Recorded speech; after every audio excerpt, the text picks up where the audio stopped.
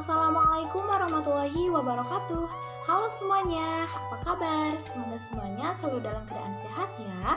Alhamdulillah kita dapat bertemu kembali pada mata pelajaran geografi hari ini, yang mana kita akan mempelajari tentang jagat raya dan tata surya. Nah, pencapaian kompetensi hari ini yang pertama mendeskripsikan jagat raya dan tata surya, yang kedua menganalisis teori pembentukan jagat raya dan tata surya, dan yang ketiga kita mengidentifikasi anggota tata surya. Nah, kita langsung saja ke pembahasan ya. Semoga semuanya dapat menyimak dan mempelajarinya dengan baik. Apa itu jagat raya? Jagat raya merupakan alam semesta yang sangat luas dan tidak terukur. Terdiri atas berjuta benda angkasa dan kabut gas kelompok nebula yang kemudian tersusun menjadi gugusan bintang. Lalu, apa itu tata surya? Tata surya adalah sekumpulan benda-benda langit yang isinya ada sebuah bintang yang disebut matahari. Nah, selanjutnya kita akan mengetahui teori tentang pembentukan jagat raya. Yang pertama, ada teori mengembang dan memapat atau oscillation theory. Menurut teori ini, jagat raya pada awalnya terbentuk karena adanya suatu siklus materi yang diawali dengan massa yang mengembang yang disebabkan reaksi inti hidrogen. Akibatnya terbentuklah galaksi-galaksi yang diperkirakan sudah berlangsung selama 30 miliar tahun. Galaksi-galaksi tersebut lama-kelamaan akan meredup, kemudian memapat yang didahului dengan keluarnya pancaran panas. Peristiwa mengembang dan memapat tersebut berlangsung secara terus-menerus.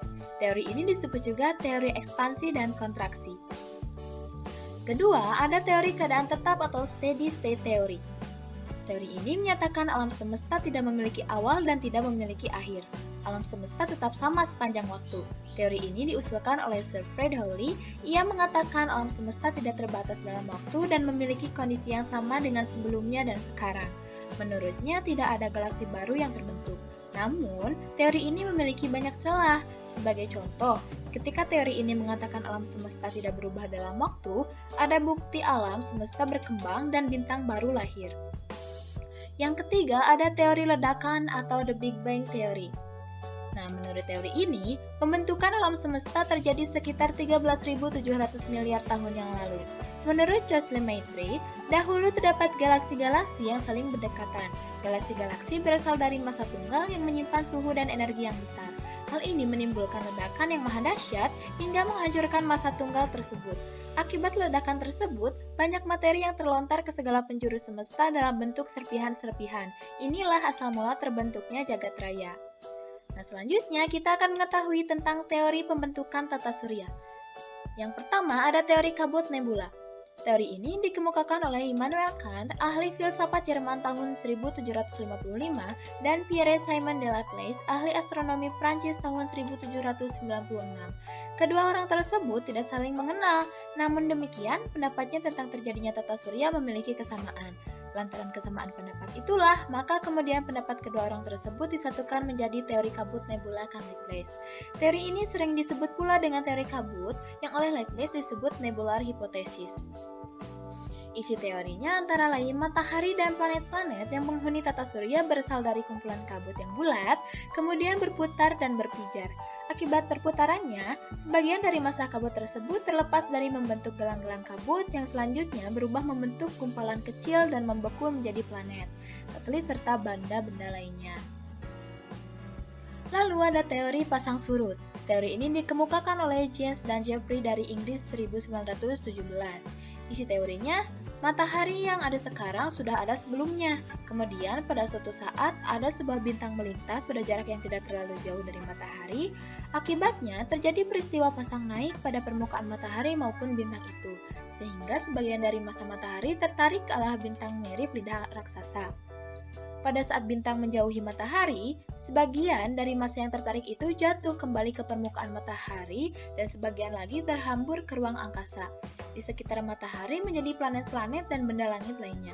Massa yang terlepas dari materi matahari seperti cerutu, akhirnya pada pangkal dan ujungnya lebih kecil dari bagian tengahnya.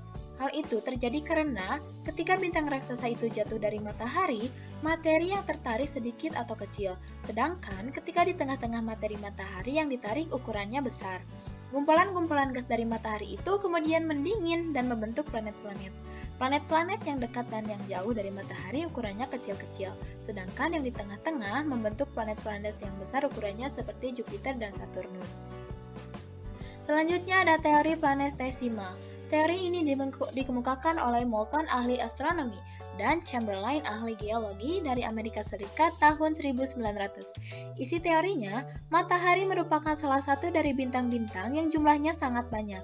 Ada sebuah bintang berpapasan dengan matahari pada jarak yang tidak terlalu jauh, sehingga terjadilah peristiwa pasang naik pada permukaan matahari dan bintang tersebut. Sebagian massa dari matahari itu tertarik ke arah bintang.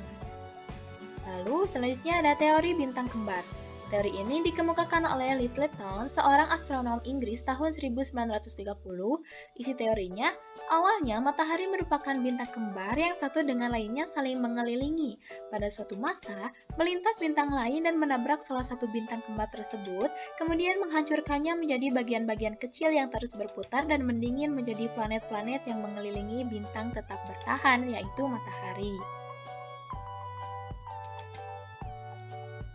Lalu ada teori awan debu atau protoplanet. Teori ini dikemukakan oleh von Weizsäcker dan kemudian diperkuat oleh Kuiper tahun 1945. Isi teorinya menyatakan bahwa tata surya terbentuk dari kumpulan awan gas dan kabut.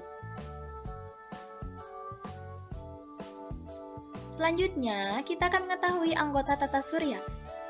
Yang pertama ada matahari.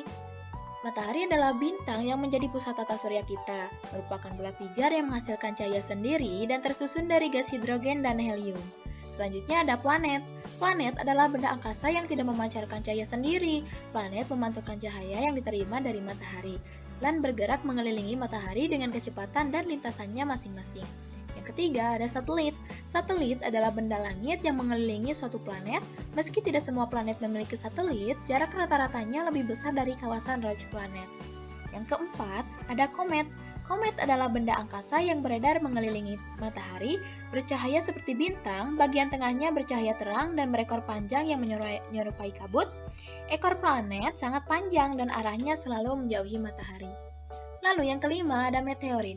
Meteor adalah benda angkasa yang meluncur di angkasa luar, masuk ke dalam atmosfer, dan menyala karena gesekan dengan udara. Meteor yang mencapai permukaan bumi dalam keadaan utuh disebut meteorit.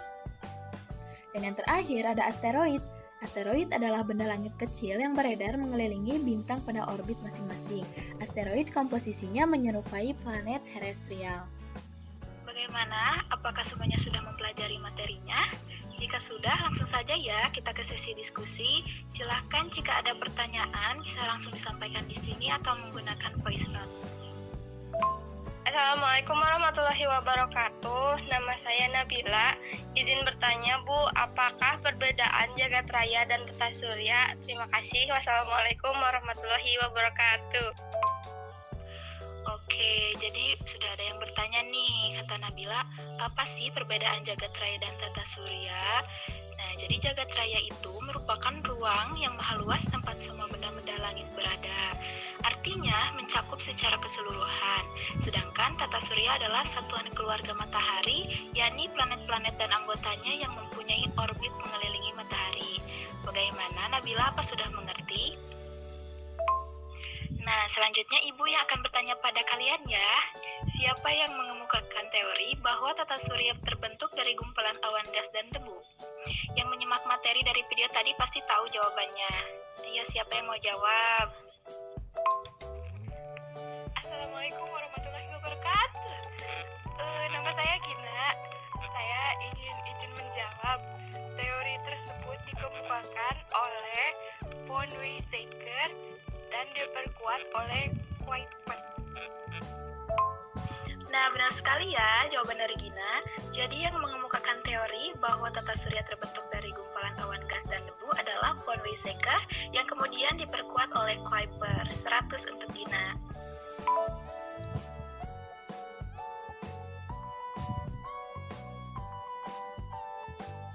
Dikarenakan tidak ada yang ditanyakan lagi, Ibu harap semuanya sudah mengerti ya tentang materi pelajaran yang telah disampaikan tadi. Nah, jadi kesimpulannya, jagat raya atau alam semesta merupakan ruang tidak terbatas yang di dalamnya terdiri atas semua materi, termasuk tenaga dan radiasi. Jagat raya tidak dapat diukur ya, dalam arti batas-batasnya tidak dapat diketahui dengan jelas. Sedangkan tata surya adalah kumpulan benda langit yang terdiri atas sebuah bintang yang disebut matahari dan semua objek yang terikat oleh gaya gravitasinya. Teori yang melandasi terbentuknya jagat raya dan tata surya adalah teori keadaan tetap, teori Big Bang, teori nebula atau kabut, teori planetesimal, teori pasang surut, teori awan debu, dan teori bintang kembar. Nah, anggota tata surya antara lain ada matahari, planet, satelit, komet, meteorit, dan asteroid.